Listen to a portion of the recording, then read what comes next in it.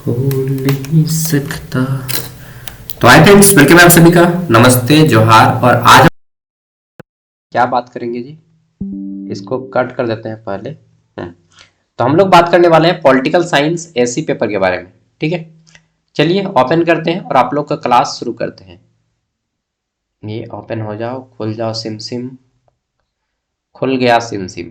तो देखिए political science, ये जो टॉपिक है ना, पॉलिटिकल साइंस मेजर पेपर जो है सेम उसी सब्जेक्ट को, उसी सिलेबस को कॉपी पेस्ट किया गया है। ठीक है, पहले हम लोग जानते हैं एससी पेपर के बारे में। एससी पेपर, ये पेपर सेमेस्टर 1 और 2 दोनों का काम में आएगा, यही सिलेबस, सेम सिलेबस। ठीक है, एससी पेपर, इसको पहले माइनर पेपर कहा जाता था। ठीक, आपसे जो सीनियर है 24-28 वाले तक ये माइनर पेपर कहलाता था। अब इसका नाम बदल के एससी कर दिया, एसोसिएटेड कोर पेपर। ठीक है, और सेमेस्टर 1 और 2 का सिलेबस सेम है, यही सिलेबस है। इसमें आपको पढ़ना क्या है, तो इसमें जो टॉपिक पढ़ना, टॉपिक का नाम है an introduction to political theory, यानी कि राजनीतिक सिद्धांत का परिचय।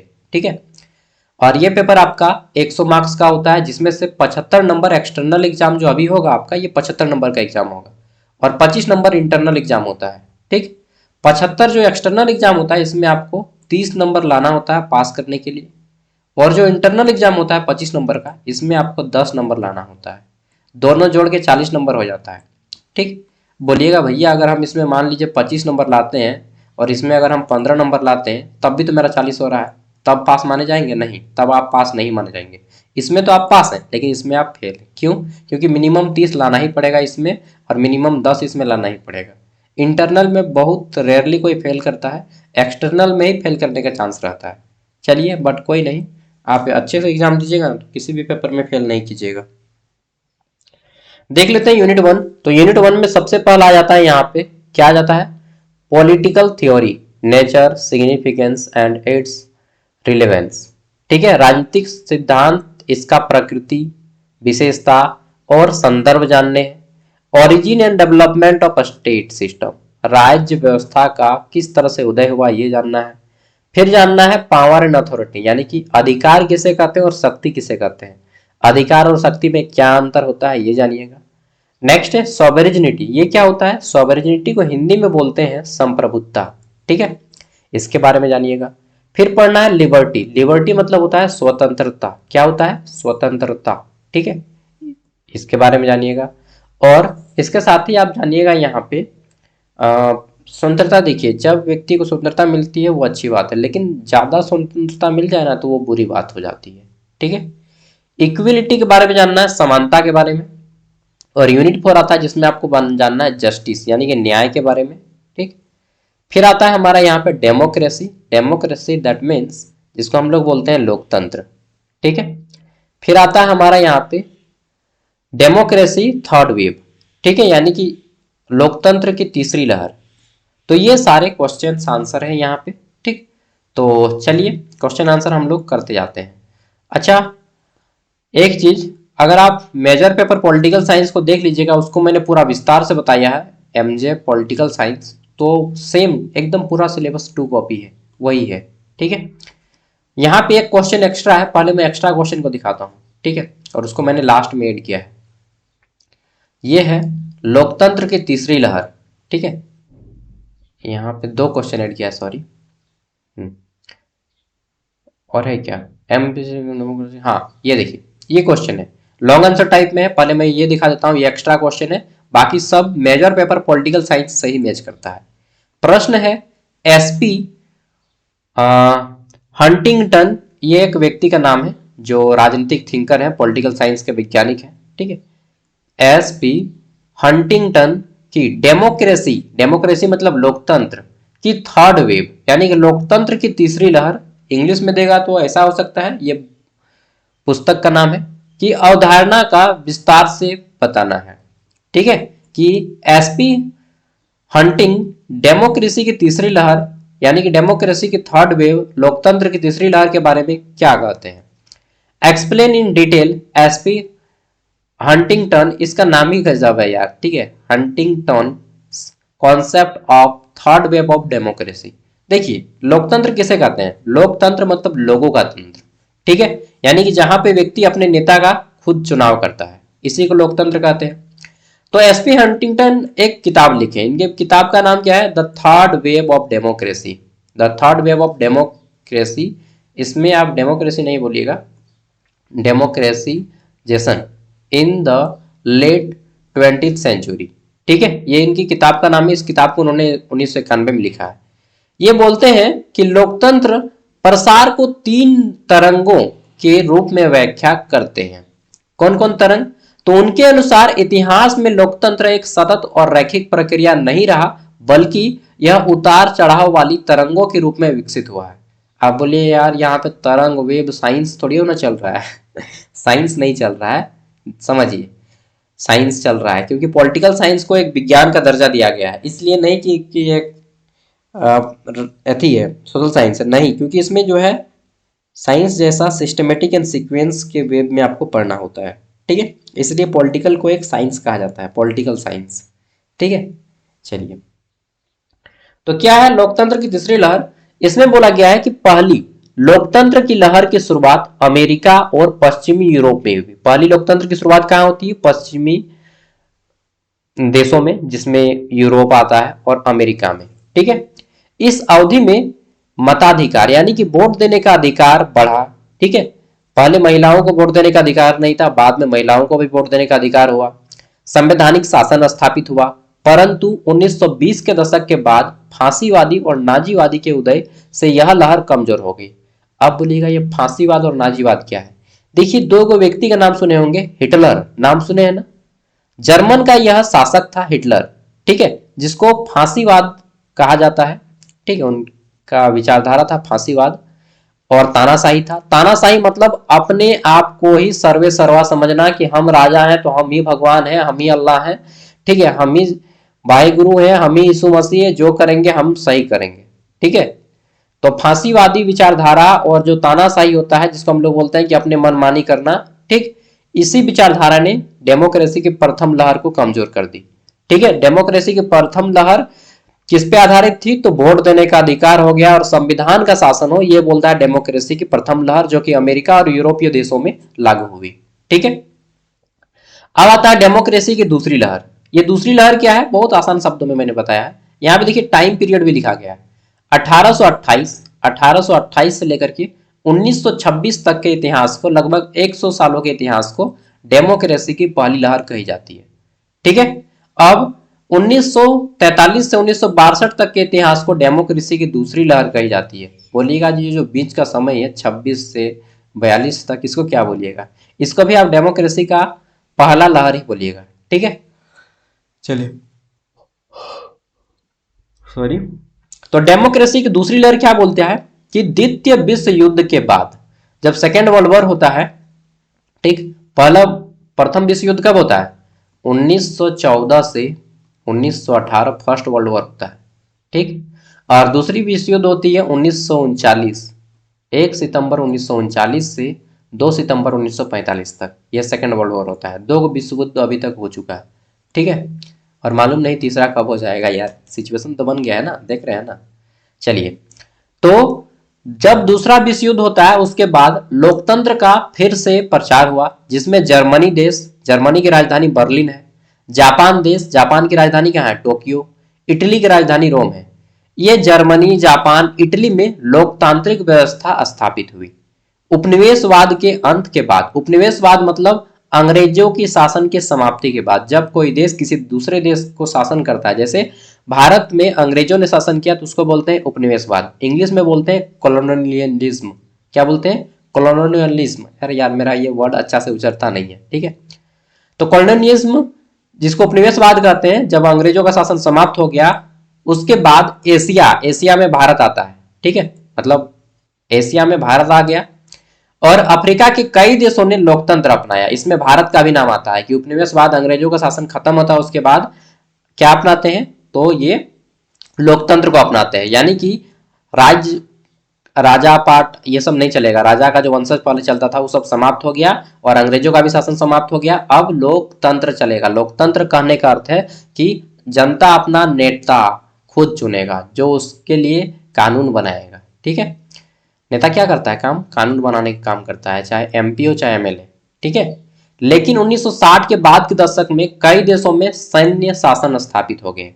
तो पहला लहर क्या था 1828 से 1926 तक 100 साल, जिसमें अमेरिका और यूरोप के देशों में लोकतंत्र शुरू हुई, जिसमें वोट देने का अधिकार और संवैधानिक अधिकार शासन था। ठीक, दूसरा क्या है, तो लोकतंत्र का दूसरा अधिकार, दूसरी लहर में अंग्रेजों की शासन की समाप्ति होती है और क्या होता है, तो जर्मनी, जापान, इटली जैसे देशों में लोकतंत्र स्थापित होता है और साथ ही कई देश जो अंग्रेजों के गुलाम थे, जिसको उपनिवेशवाद कहा जाता है, उससे मुक्ति मिलती है और वहां पर भी शासन स्थापित होता है लोकतंत्र का, जिसमें भारत का भी एक नाम आता है। भारत कब आजाद हुआ 1947 में, तो 1942 से 62 के बीच में ही ना आता है। ठीक है, चलिए, तब जब 1962 के बीच में आ जाता है यहाँ पे, अब आता है तीसरी लहर। ये तीसरी लहर क्या है, तो लोकतंत्र की तीसरी लहर जो कि 1974 में प्रारंभ होती है। देखिए, ये बोलते हैं हंटिंगटन की तीसरी लहर की शुरुआत 1974 में पुर्तगाल की कॉन्वेंशन रिवोल्यूशन होता है, जिसको हिंदी में कॉन्वेंशन क्रांति कहते हैं, उसके बाद से मानी जाती है। इसके बाद पुर्तगाल, नाम सुने हैं ना, पुर्तगाल, यहाँ का एक बहुत फेमस व्यक्ति जिसे आप जानते हैं, नाम बताऊं, रोनाल्डो। ठीक है, फुटबॉल खिलाड़ी, तो पुर्तगाल का ही है। तो इसके बाद स्पेन और ग्रीक देश में भी लोकतंत्र स्थापित हुआ। मतलब समझ रहे हैं, 1974 के बाद लोकतंत्र स्थापित हो रहा है।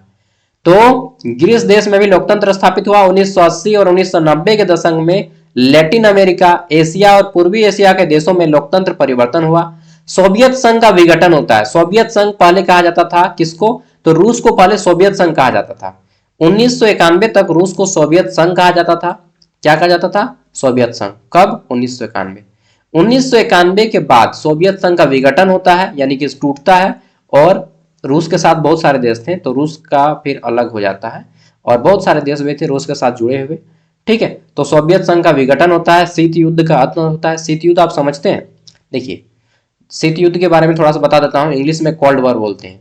जब दूसरा विश्व युद्ध हो गया 1945 में, 1945 से 1991 का समय को शीत युद्ध का समय बोलते हैं। लगभग 45 सालों का समय शीत युद्ध चलता है। शीत युद्ध में कोई लड़ाई नहीं होता है, बस मन मोटाव होता है देशों के बीच में। ऐसा लगता है कि अब ना अब युद्ध हो ही जाएगा, अब ना अब युद्ध हो ही जाएगा। ठीक है, एक तरह से ठंडा युद्ध चल रहा था। ठीक है, जिसमें युद्ध का माहौल हुआ था लेकिन युद्ध नहीं हुआ। ठीक है, और लास्ट में फिर हमें एक साइड में था अमेरिका, एक साइड में था रूस, दोनों के बीच में टक्कर चल रहा था। ठीक है, तो 3 गो लहर जान लिए। अब आता है तीसरी लहर के प्रमुख कारण, तो यहाँ पे पढ़ लीजिएगा। अधिन्यायवादी शासन की विफलता आर्थिक कारण है। ठीक, फिर यहाँ पे प्रतिलोम या उल्टा लहर भी बोलिएगा। ठीक, ये सब आपको पढ़ लेना है। ये सब ज्ञान सागर ऐप पे नोट्स दे दिया गया है। ज्ञान सागर ऐप पे सारा नोट्स अपलोड कर दिया गया है। ठीक है, सारा 7 पेपर का ऐप के बारे में लिंक में वीडियो के डिस्क्रिप्शन में मिल जाएगा लिंक। आप वहां से डाउनलोड करके ऐप को इंस्टॉल करके प्ले कर सकते हैं। ठीक है, SKMU का कोर्स लीजिएगा। ऐप के बारे में मैं वीडियो के एंड में दे दूंगा, एक वीडियो देख लीजिएगा। विश्व में लोकतंत्र की संभावना और चुनौतियों का विश्लेषण कीजिए। Analyse the prospect and challenge of democracy in the world. ठीक है, देखिए अगर आपको डिटेल में जानना है तो आप पॉलिटिकल साइंस मेजर पेपर 1 का वीडियो देख लीजिएगा। मैं इसी वीडियो का एंड स्क्रीन में दे दूंगा। देखिए यहाँ पे क्या बोल रहा है, विश्व में लोकतंत्र, पूरे विश्व में लोकतंत्र की संभावना, विश्व के जितने भी देश हैं उन सभी में लोकतंत्र हो। ठीक है, इसके लिए क्या क्या चुनौतियों का सामना करना पड़ेगा ये बताना है।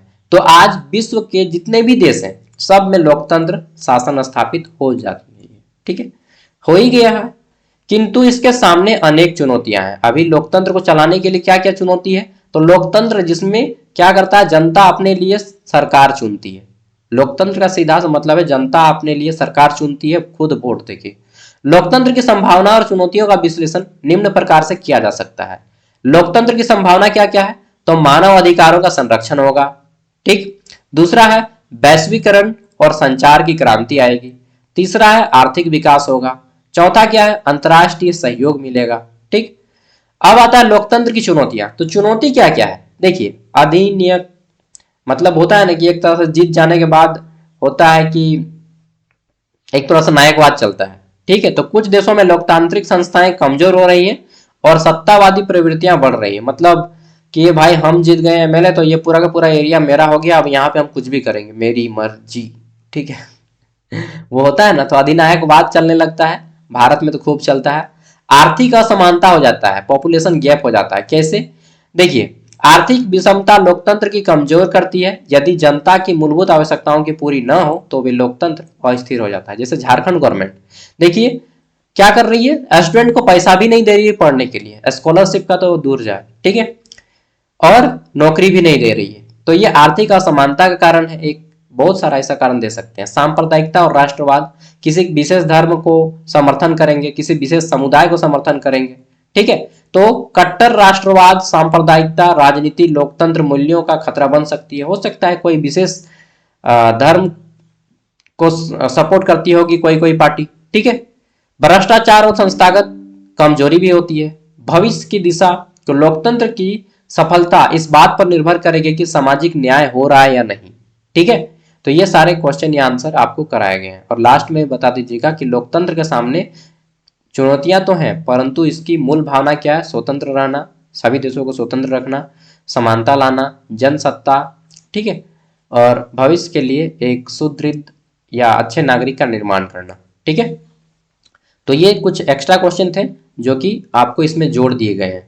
बाकी सारा क्वेश्चन आपको उसी पे मिलता जुलता मिलेगा, क्या? पॉलिटिकल साइंस मेजर पेपर से, ठीक है। ये बस एक इंपॉर्टेंट एक्स्ट्रा क्वेश्चन है, डेमोक्रेसी का थर्ड वेव, ठीक है। बाकी सब कुछ है वही पेपर। चलिए अब मैं आपको दिखाता हूं क्वेश्चन आंसर, जितने भी वेरी लॉन्ग आंसर टाइप है। फिर भी अगर आप डिटेल में पढ़ना चाहते हैं तो वो वीडियो को देख लीजिएगा। ये सब 1 मार्क्स वाला है, 1 मार्क्स वाले में आप समझ सकते हैं, वैसे कुछ खास नहीं है, ठीक है। अच्छा, इसको दिखाई देता हूं, पढ़ा देता हूं। राजनीतिक सिद्धांत क्या है? तो राजनीतिक सिद्धांत एक तरह से थ्योरी है जिसमें राजनीति को समझने के लिए, आसान भाषा में समझने के लिए, ठीक है, और अलग अलग थिंकरों की बातों को जानने के लिए हम लोग इसका अध्ययन करते हैं, ठीक। राज्य व्यवस्था की उत्पत्ति किससे मानी जाती है? तो बहुत लोग बोलता है कि राज्य की उत्पत्ति भगवान ने किया है, ठीक है, दैवीय सिद्धांत बोलते हैं। बहुत लोग बोलते हैं कि राज्य जो बना है ना, जैसे कोई भी राज्य बना है वो कैसे बना? तो पहले परिवार बना, फिर परिवार से समुदाय बना, फिर समुदाय से समाज बना, समाज से फिर राज्य बना, ऐसा बोलते हैं। इसको बोलते हैं विकासवादी सिद्धांत, ठीक है, कि विकास करके धीरे धीरे बना है। इसको भी मैं भी मानता हूं। आधुनिक राज्य प्रणाली की शुरुआत कैसे मानी जाती है? तो देखिए, वेस्टफोलियो की संधि होती है 1648 से, इसमें मानी जाती है। राजनीतिक सिद्धांत का मुख्य उद्देश्य क्या है? ठीक, तो मेन उद्देश्य है राजनीतिक व्यवस्था का विश्लेषण करना और मूल्यांकन करना, ठीक। राज्य के 4 तत्व होते हैं। किसी भी राज्य जो बनता है ना, उसके 4 सिद्धांत हैं कि अगर ये 4 चीज है तो आपको राज्य माना जाएगा, 4 चीज नहीं है तो आपको राज्य नहीं माना जाएगा। देखिए, जैसे हमारा झारखंड राज्य है, तो झारखंड राज्य या कोई भी राज्य है, उसमें एक जनसंख्या होती है, फिक्स जनसंख्या होगी, उसके पास इतना कितना जनसंख्या रहेगा ही रहेगा। निश्चित भूभाग, यानी कि उसके पास एक जमीन रहेगा। जैसे झारखंड का क्षेत्रफल है, फिक्स क्षेत्रफल है। आपको बोलिएगा भैया आपको तो नहीं आता, आता है रे ये बुड़बक, 79,714 किलोमीटर है, ठीक है। कभी कभी 16 किलोमीटर कहीं कहीं देखने को मिलता है। जनसंख्या बोलिए 3,29,88,134 व्यक्ति, समझे। सरकार, तो झारखंड की एक सरकार भी है अपनी। संप्रभुता, ठीक है, यानी कि हम जितने भी राज्य के लोग हैं सब में आपस में एकता होनी चाहिए, ठीक है, एक सरकार होनी चाहिए। तो ये 4 चीज होने चाहिए। मैं एक इंटरव्यू देने गया था पीजीटी टीचर का कॉलेज में, तो हमको पूछा गया था कि राज्य के 4 तत्व कौन कौन से होते हैं, तो हमने बता दिया था। मेरा सिलेक्शन भी हुआ था, बट पेमेंट बहुत कम देने खोज रहे थे। हमको बोल रहा था कि 7,000 पेमेंट से शुरू करेंगे। हम बोले नहीं करेंगे यार, मेरा टाइम ही नहीं मिलता है, तो ठीक है। चलिए, संप्रभुता, ये हो गया 4 तत्व हैं राज्य के। नेक्स्ट, शक्ति से क्या समझते हैं ये बताना है, ठीक। तो शक्ति एक प्रकार की क्षमता है, कैपेसिटी है, जो व्यक्ति को दूसरे व्यक्ति से प्रभावित करता है या तुलना करती है। अथॉरिटी क्या है? अथॉरिटी जिसको हम लोग बोलते हैं अधिकार, यह एक कानूनी अधिकार है, ठीक है। अथॉरिटी क्या है? कानूनी अधिकार है। अधिकार एक शक्ति जो कानून की मान्यता प्राप्त होती है, ठीक है। मैक्स वेबर के अधिकार कितने प्रकार के हैं? तो मैक्स वेबर के 3 प्रकार के अधिकार हैं, ठीक है। आगे चल के आप पढ़ लीजिएगा डिटेल में। जैसे क्या है? पारंपरिक अधिकार। पारंपरिक, जो बाप का बाप है तो फिर बेटा मिलेगा, फिर उसका बेटा, उसका बेटा, उसका बेटा, जैसे राजा पहले बनते थे, राज व्यवस्था, तो वो पारंपरिक अधिकार था, ठीक है, जो परंपरा रीति रिवाजों से आधारित चलते आ रहे हों, ठीक है। दूसरा है करिश्माई अधिकार, ये 3 गो है। ये जो है ना मैक्स वेबर का अधिकार 3 प्रकार का। पहला क्या है? पारंपरिक, ठीक। दूसरा है करिश्माई अधिकार, जो व्यक्ति के गुण देख के जैसे किसी व्यक्ति के पास विशेष गुण होता है, ठीक है, किसी के पास बोलने की क्षमता है, किसी के पास कुछ एक्स्ट्रा, जैसे कोई पेंटिंग अच्छा करना सकता है, ठीक है, किसी के पास खेल की क्षमता है, तो जो अपने पर्सनल गुणों के कारण लोगों को आकर्षित करता है तो उसको बोलते हैं करिश्माई अधिकार, ठीक है। और तीसरा, अरे भाई तीसरा नहीं दिया, अच्छा तीसरा पढ़ लीजिएगा, वहां पे लॉन्ग आंसर टाइप में सब बताया गया है। संप्रभुता का अर्थ क्या है, तो राज्य की सर्वोच्च शक्ति अंतिम शक्ति है, ठीक है, राज्य की जो सबसे ऊंची शक्ति है वही अंतिम शक्ति है, इसी को संप्रभुता बोलते हैं, ठीक। एक तत्ववाद क्या है, तो संप्रभुता को एक ही सर्वोच्च सत्ता माना जाए, इसी को एक तत्ववाद कहते हैं, इसी को संप्रभुता से ही रिलेट किया जाता है, ठीक है। नेक्स्ट अगला जाता है बहुलवाद। बहुलवाद क्या होता है, प्लुरलिज्म। तो संप्रभुता को विभिन्न सामाजिक संस्थाओं में विभाजित करने का सिद्धांत ही क्या कहलाता है, तो इसी को बहुलवाद कहते हैं। संप्रभुता का सिद्धांत किस विचारक ने दिया था या किसने प्रतिपादित किया, तो जीन डॉबिन इनका नाम है, इन्होंने प्रतिपादित किया। विधिक संप्रभुता क्या है, विधिक मतलब होता है कानून, तो जो आपको कानूनी रूप से मान्यता प्राप्त हो, कानून को सर्वोच्च माना जाता है, ठीक है, और उसको आपको पालन करना ही पड़ेगा, इसी को विधिक संप्रभुता कहते हैं। स्वतंत्रता का सामान्य अर्थ क्या है, तो जब व्यक्ति को बिना किसी बाधा के अपना जीवन जी सकता है उसी को स्वतंत्रता कहते हैं, ठीक है। हाँ, लेकिन जब ज्यादा हो गया तो उसको फिर बोलेंगे स्वतंत्रता का यह गलत फायदा उठा रहा है। जैसे आपको फ्री लाइफ जीने का अधिकार, अब इसका मतलब ये नहीं कि आप फ्री लाइफ के चक्कर में रास्ता में जाएंगे किसी को और एक झाप मार देंगे, बोलिएगा हमको फ्री लाइफ जीने का अधिकार है तो फिर वो भी मारेगा, ठीक है। चलिए, तो इसको बोलते हैं स्वतंत्रता का गलत प्रयोग। चलिए आगे देख लेते हैं। नेक्स्ट अगला आता है नकारात्मक स्वतंत्रता। तो वही, जब स्वतंत्रता का आप गलत प्रयोग करते हैं, बाहरी हस्तक्षेप से मुक्ति। अपनी सकारात्मक स्वतंत्रता, जब स्वतंत्रता को आप अपने विकास डेवलपमेंट के लिए, सोसाइटी के डेवलपमेंट के लिए यूज करते हैं तो उसको सकारात्मक स्वतंत्रता कहते हैं। समानता क्या है, सभी व्यक्तियों में समान अधिकार हो, चाहे आप किसी भी जाति से हो, किसी भी धर्म से हो, किसी भी मजहब से हो, ठीक है, स्त्री हो या पुरुष हो, सब में समानता हो। न्याय क्या है, तो उचित और अनुचित में फर्क, जो सही है और गलत है उसमें बीच फर्क, और गलत को दंड देना और सही को प्रोत्साहन देना, ये न्याय है, ठीक है। एक होता है प्रक्रियात्मक न्याय, प्रोसीजर। प्रक्रियात्मक न्याय क्या होता है कि उसमें एक प्रक्रिया स्टेप होता है, फॉलो करना होता है। जैसे आपको किसी, मान लीजिए आपको सुप्रीम कोर्ट में कुछ करना है, ठीक है, जैसे मान लीजिए किसी का क्या हो गया कि किसी का रेप हो गया, तो फिर क्या करना होगा आपको, उसका एक प्रक्रिया होता है, प्रोसेस होता है। सबसे पहले एफआईआर करेंगे, फिर कोर्ट केस होगा, फिर कोर्ट में हाजिरी बुलाएगा, ठीक है, तो एक प्रोसेस चलता है, इसी को बोलते हैं प्रोसीजरल, ठीक है, जस्टिस। विवरणात्मक न्याय क्या होता है, तो संसाधनों का उचित वितरण। जैसे कि भारत में जितने भी संसाधन है, ठीक है, उसका सभी रूप से सही रूप से वितरण किया जाए, इसी को संसाधनों का उचित वितरण कहते हैं, ठीक। चलिए नेक्स्ट, लोकतंत्र का अर्थ क्या है, तो जनता जब अपना सरकार खुद चुनती है, ठीक है, किसके लिए, खुद के लिए, इसी को लोकतंत्र कहते हैं। एक बहुत फेमस डायलॉग है, जनता का जनता के लिए और जनता के द्वारा किया गया शासन ही लोकतंत्र है, ठीक है। उदारवादी लोकतंत्र, ठीक है, मार्क्सवादी लोकतंत्र। उदारवादी लोकतंत्र क्या करता है, ये प्राइवेटाइजेशन को बढ़ावा देता है, व्यक्तिगत स्वतंत्रता का अधिकार देता है। मार्क्सवादी लोकतंत्र क्या करता है, ये सरकारी चीजों को बढ़ावा देता है। मार्क्सवादी बोलते हैं कि समाज में अमीर लोग गरीबों को सता रहे हैं, अमीर लोग क्या कर रहे हैं, गरीबों को सता रहे हैं, ठीक है। अब यहाँ पे दिखा देता हूं मैं long answer type question answer, जिनको नोट्स चाहिए वो लोग ले लीजिएगा, जो लोग कसम खा लेंगे नोट्स नहीं लेंगे कसम तो कोई नहीं खाएंगे। देखिए, नोट्स लेना अच्छी बात है, 60 रुपया में मैं 4 साल तक दूंगा, सभी पेपर का नोट्स दूंगा, जितना भी ग्रेजुएशन कीजिएगा सब पेपर का, ठीक है। चलिए, तो 4 साल तक कंप्लीट ग्रेजुएशन पढ़ाऊंगा सिर्फ 60 रुपया में, नोट्स मिलेगा ज्ञान सागर ऐप पे, ऐप का लिंक वीडियो का डिस्क्रिप्शन में है, ठीक है। तो पहला क्वेश्चन है, जो लोग नहीं लीजिएगा वो लोग क्वेश्चन को नोट डाउन कर लीजिएगा, खुद से आंसर कर लीजिएगा, ठीक है। राजनीतिक सिद्धांत की प्रकृति, महत्व एवं प्रासंगिकता का विस्तार से विवेचन करें, ये पहला क्वेश्चन, ठीक है। यहाँ पे डिटेल में आपको आंसर किया गया है, आप पढ़िएगा नोट्स को तो सब कुछ पता चल जाएगा आपको, ठीक है। दूसरा क्वेश्चन है, राज्य व्यवस्था की उत्पत्ति और विकास का विस्तार से वर्णन कीजिए, कि राज्य का कैसे व्यवस्था का डेवलपमेंट हुआ। कुछ बोलता है देवीय शक्ति आई थी और देवीय शक्ति राज्य को बना के गया, तो कुछ बोलते हैं विकासवादी सिद्धांत, ठीक है। चलिए आप क्या मानते हैं वो आप पे डिपेंड करता है। अगला आ जाता है आधुनिक राज्य की विशेषताओं के बारे में बताना है कि वर्तमान जो राज्य बना है इसमें क्या क्या विशेषता है। ठीक है, तो चार तत्व तो बताने ही है कि जनसंख्या हो, क्षेत्रफल हो, सरकार हो, संप्रभुता हो, और कुछ कुछ ऐड कर सकते हैं कि अपनी एक भाषा होनी चाहिए राज्य की। जैसे झारखंड की भी राजकीय भाषा क्या है? हिंदी है। ठीक है, तो प्रत्येक राज्य की एक अपनी भाषा होनी चाहिए।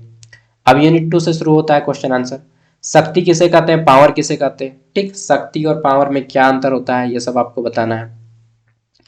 आगे देख लेते हैं नेक्स्ट क्वेश्चन। तो यहाँ पे बताना है वैधानिक शक्ति, आर्थिक शक्ति, सामाजिक शक्ति। ठीक है, सैन्य स्रोत जो होता है वो, वैचारिक स्रोत, ये सब बताने हैं। इसमें फिर राजनीतिक शक्ति बताइएगा, आर्थिक शक्ति बताइएगा, सामाजिक शक्ति, दमनकारी शक्ति, प्रेरणात्मक शक्ति। ओके, नेक्स्ट आगे देख लेते हैं। तो अगला आ जाता है अधिकार। ठीक है, अथॉरिटी की अवधारणा देना है, और मैक्स वेबर द्वारा क्या कहा गया है अधिकार के बारे में ये भी बताना है। ठीक है, एक होता है पारंपरिक अधिकार, एक होता है करिश्माई अधिकार, और तीसरा होता है वैधानिक या तर्क संगत अधिकार। तर्क संगत अधिकार, वैधानिक अधिकार, जैसे वोट देने का अधिकार। ठीक है, वो तर्क संगत अधिकार हो गया। चलिए नेक्स्ट है आपका शक्ति और अधिकार में अंतर बताइए, दोनों के परस्पर संबंध का विश्लेषण कीजिए। शक्ति और अधिकार क्या होता है और दोनों में क्या अंतर होता है ये भी बताना है। ठीक है, शक्ति हो गया, नेक्स्ट अधिकार हो गया। आगे देख लेते हैं। यहाँ पे आ जाता है संप्रभुता की अवधारणा का विस्तार से विवेचन करें, इसके प्रकार एवं विशेषताओं का वर्णन करें। ठीक है, और जीन बॉडीन जो कहा है उसको भी बताना है कि सर्वोच्चता होती है, ठीक, अविभाज्यता होती है, अपरिमितता होती है, अस्थायित्व होता है, ठीक, आंतरिक संप्रभुता होती है, बाह्य संप्रभुता होती है, कानूनी संप्रभुता होती है, फलना होता है, ढिमका होता है। चलिए यार क्या बताऊं, काम कर करके ना थक जाता हूँ, दिन भर खाली नोट्स बनाओ यही सब करो। ठीक है, वीडियो बनाओ, कोई बात नहीं। एग्जाम आता है तो मेरा थोड़ा काम बढ़ जाता है, और एक साथ कई यूनिवर्सिटी का एग्जाम आ गया है मालूम है। नीलांबर पीताम्बर यूनिवर्सिटी का भी एग्जाम चल रहा है, पलामू में, 2009 में बना था ये यूनिवर्सिटी। कोल्हान यूनिवर्सिटी चाईबासा का भी एग्जाम आ गया, 11 तारीख से, इनका है 9 तारीख से। ठीक है, तो एक साथ जब इतना सारा एग्जाम आता है ना, थोड़ा सा क्लैप करते टाइम परेशानी होती है। ठीक है, नेक्स्ट आगे देख लेते हैं। बहुलवाद आता है, बहुलवाद के सिद्धांत का विश्लेषण कीजिए तथा इसे एक तत्ववाद से तुलना कीजिए। ठीक है, मैं केवल क्वेश्चन ही दिखाऊंगा। ठीक है, अभी पढ़ाने की नहीं हूँ, क्योंकि पढ़ाऊंगा तो 4-5 घंटा लग जाएगा कंप्लीट कराने में। स्वतंत्रता की अवधारणा का विस्तृत विवेचन करें, सकारात्मक और नकारात्मक स्वतंत्रता क्या होती है ये बताइए। ठीक, अभी मैंने बताया सकारात्मक स्वतंत्रता और नकारात्मक स्वतंत्रता के बारे में। ठीक, इसको आप थोड़ा किताबी भाषा में लिखिएगा, और फिर मतलब किताबी भाषा पढ़ लीजिएगा और अपने भाषा में ही एग्जाम में लिखिएगा, क्योंकि बोला भी जाता है कि परीक्षार्थी यथासंभव अपने ही शब्दों में उत्तर दें। समानता की अवधारणा क्या है, इसके विभिन्न प्रकार क्या क्या है। ठीक है, राजनीतिक समानता, आर्थिक समानता, ये सब बताना है, कानूनी समानता। ठीक, नेक्स्ट आगे देख लेते हैं। स्वतंत्रता और समानता के बीच में क्या होता है संबंध, और विश्लेषण करना है आपको इसका। ओके, नेक्स्ट आगे बढ़ जाते हैं। न्याय के बारे में अब आ जाता है, न्याय क्या है, जस्टिस क्या है। ठीक, और विवरणात्मक न्याय क्या होता है, प्रक्रियात्मक न्याय क्या होता है, इसके बारे में भी बताना है। नेक्स्ट आगे देख लेते हैं। लोकतंत्र से क्वेश्चन है कि लोकतंत्र की अवधारणा दीजिए, उदारवादी लोकतंत्र, मार्क्सवादी लोकतंत्र और अविभाज्यवादी लोकतंत्र में क्या अंतर होता है, इसके बारे में भी आपको थोड़ा सा एनालिसिस करना है। ठीक है, नेक्स्ट आगे देख लेते हैं। अगला आ जाता है राजनीतिक सिद्धांत, राजनीतिक विज्ञान में अंतर स्पष्ट करना है। समकालीन युग में राजनीतिक सिद्धांत की प्रासंगिकता का विश्लेषण कीजिए। ओके, तेरे बिना। अच्छा, आज एक लड़की पूछ रही थी, ठीक है, कि मेरे फैमिली वाले शादी करने बोल रहे हैं, तो हम बोले कर ले यार, इसमें क्या बड़ी बात है। तो बोलते नहीं अभी हमको शादी नहीं करना है। तो हम बोले ये कोई लॉजिक नहीं हुआ, शादी नहीं करना है, कोई ठोस रीजन हो तो मत कीजिए, और नहीं रीजन है तो कर लीजिए। 21-22 साल हो रहा है, 22 साल हो रहा है। ठीक है, तो हम बोले कोई लड़का बॉयफ्रेंड वगैरह है तो बता दीजिए फैमिली वाले को। ठीक है, मतलब हम लोग का क्लास फ्रेंड है, तो हमको हम बोल दिए उसकी मम्मी को, देखिए ऐसा ऐसा प्रॉब्लम है, तो समझाएं तो बोले हाँ मान तो ठीक है, आपका भी बात सही है कि सही उम्र में शादी भी करना चाहिए। आप लोग कभी बोल रहे हैं सही उम्र में शादी करना चाहिए, सही उम्र में सब कुछ करना चाहिए, ठीक है। और 21 साल से पहले शादी भी मत कीजिएगा, ठीक है। देखिए शादी करने के लिए ना 3-4 चीज़ होना चाहिए, मैं बता दे रहा हूँ थोड़ा सा ये टॉपिक। पहला चीज़ कि आप 21 ईयर प्लस हो, 21 ईयर प्लस हो, ठीक। दूसरी चीज़ आप एजुकेटेड हो, जैसे आप हर व्यक्ति यहाँ पे 12th पास है तो एटलीस्ट 12th पास तो होना ही चाहिए आज के ज़माने में, ठीक। 12th पास हालांकि सबका मुमकिन नहीं है, लेकिन आप लोग कोशिश कीजिएगा, ठीक। मैं तो कहूँगा ग्रेजुएशन क्वालिफाई होना चाहिए यार, लेकिन कम से कम 12th तो होना ही चाहिए, ठीक है। 12th पास हो, 21 साल प्लस हो, शारीरिक रूप से और मानसिक रूप से फिट हो, ठीक। चौथा क्या हो कि वह आर्थिक रूप से मजबूत हो, मतलब आर्थिक रूप से वह कमाने का इन सोर्स ऑफ इनकम हो। इतना चीज़ अगर है किसी के पास तो शादी कर लीजिए, ठीक है। चलिए, तो देखिए समझदारी चीज़ है कि भाई सही उम्र में हर कुछ होना चाहिए, ठीक है। पढ़ाई भी सही है, सही चीज़ में सही टाइम में खेलना भी जरूरी है, सही टाइम में पढ़ना भी जरूरी है, सही टाइम में शादी भी करना जरूरी है, सही टाइम में बच्चे भी करना जरूरी है, ठीक है। ज़्यादा एज कीजिएगा तो फिर आप बूढ़ा जाएंगे, आपके बच्चे छोटे रहेंगे, ठीक है ना। चलिए, तो ये क्वेश्चन क्या है, शक्ति और अधिकार में वैधता के परस्पर संबंध का विश्लेषण कीजिए। ओके, आगे देख लेते हैं नेक्स्ट क्वेश्चन। अगला जाता है, अब बोलिएगा भैया आपका बॉयफ्रेंड गर्लफ्रेंड है या नहीं, नहीं यार मेरा गर्लफ्रेंड नहीं है, हम डायरेक्टली अरेंज मैरिज करेंगे। गाना सुने हैं ना, शादी लव वाला नहीं अरेंज कीजिए। नेक्स्ट, अगला जाता है, संप्रभुता की अवधारणा में आधुनिक युग में आए परिवर्तन का समालोचनात्मक विश्लेषण कीजिए। देखिए संप्रभुता की अवधारणा वर्तमान समय में थोड़ी बदल चुकी है, ठीक है। क्या बदलाव हुआ है यही चीज आपको पढ़ना है। आगे देख लेते हैं नेक्स्ट क्वेश्चन, लोकतंत्र के सिद्धांत का समालोचनात्मक मूल्यांकन कीजिए और इसके महत्व। मतलब देखिए ये जो टॉपिक है ना, पूरी तरह से फैक्चुअल चीज इसमें कुछ भी नहीं है, सब इसमें आप अपना दिमाग प्रयोग कीजिएगा, ठीक। अपने से भी जोड़ जाड़ के लिख सकते हैं, ऐसा टॉपिक है ये, बिल्कुल समझ गए ना। ये यहाँ पे कोई फैक्चुअल चीज नहीं मिलेगा कि इसका एक्चुअल आंसर ये होगा, कोशिका किसे कहते हैं, वो सब होगा एक जेट, मतलब हूबहू लिखना होगा। इसमें आप अपना दिमाग का प्रयोग कीजिए, अपने से लिखिए, ठीक है। All the best, bye. और एमडीसी पेपर का वीडियो जल्दी आएगा, टेंशन मत लीजिए। और जिनको ऐप चाहिए ये वीडियो देख लीजिएगा।